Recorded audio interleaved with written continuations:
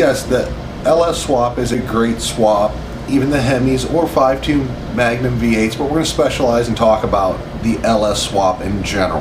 An early TJ, which I'm going to refer to as an early TJ, is a 97 to 02 model year, came with either the 2.5 liter 4-cylinder or the 4 liter 6-cylinder.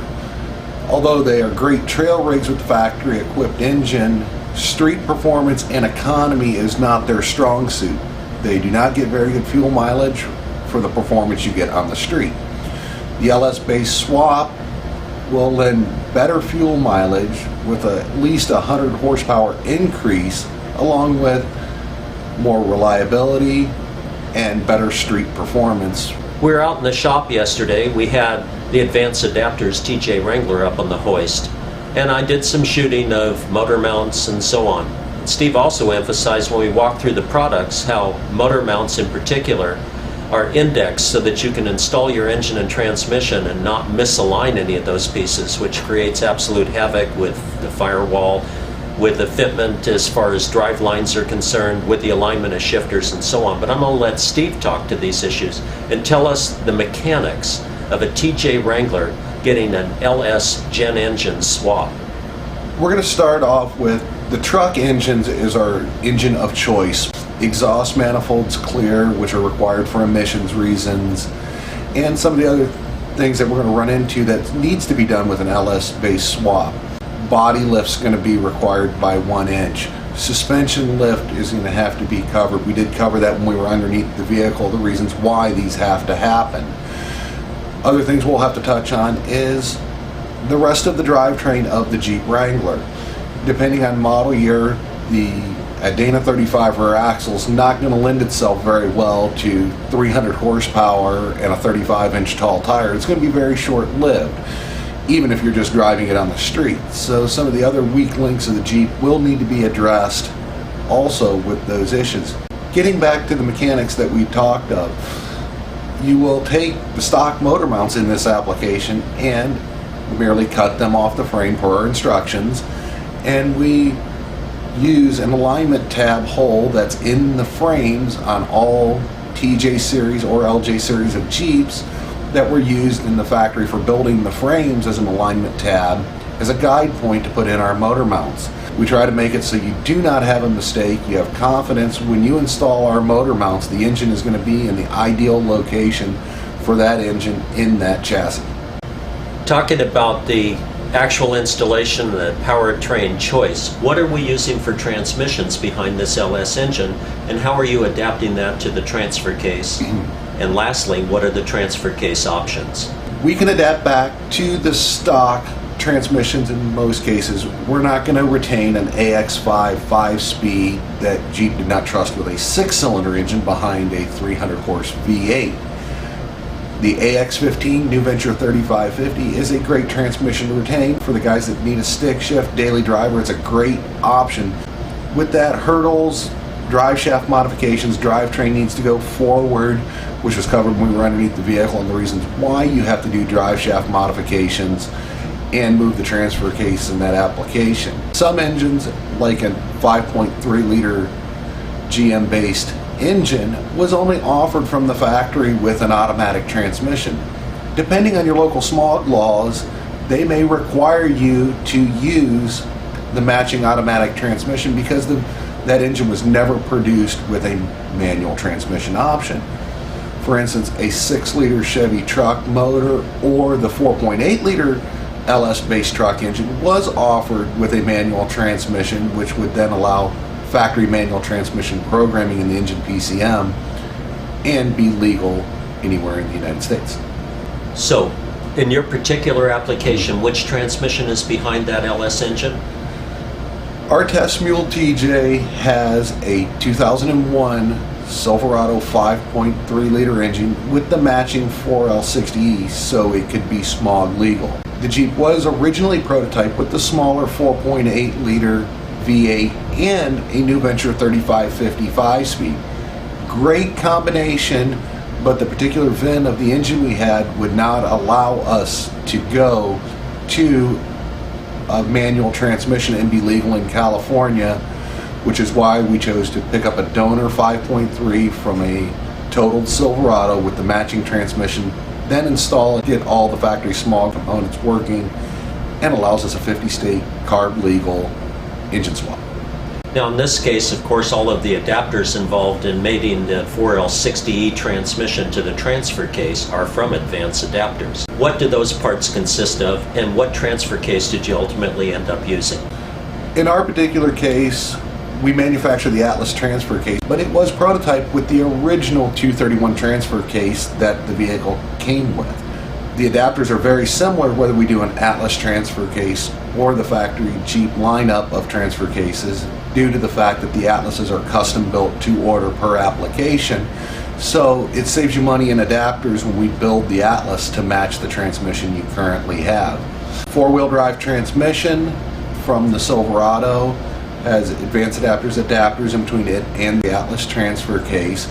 We take care of the electronic vehicle speed sensor in our adapter castings to allow factory GM programming in the computer in shift timing, just the way it ran in the Silverado. All of our shift points are the same.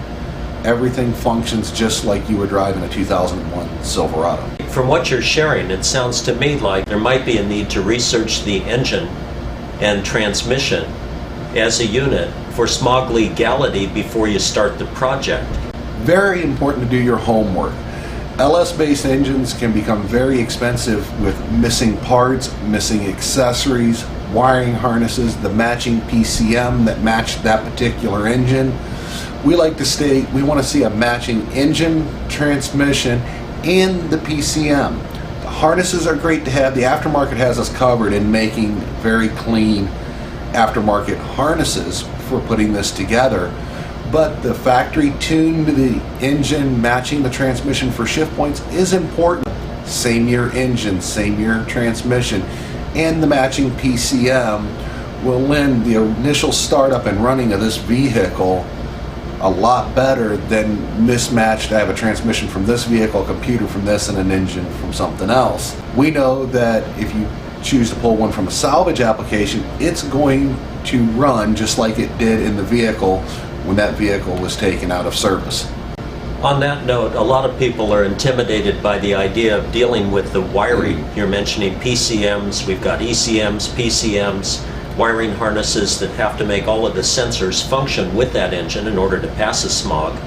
And we'll get into the catalytic converters in a minute because you had an elaborate catalytic converter system on that vehicle. But what about the wiring harnesses that made up to the Jeep chassis from the LS engine?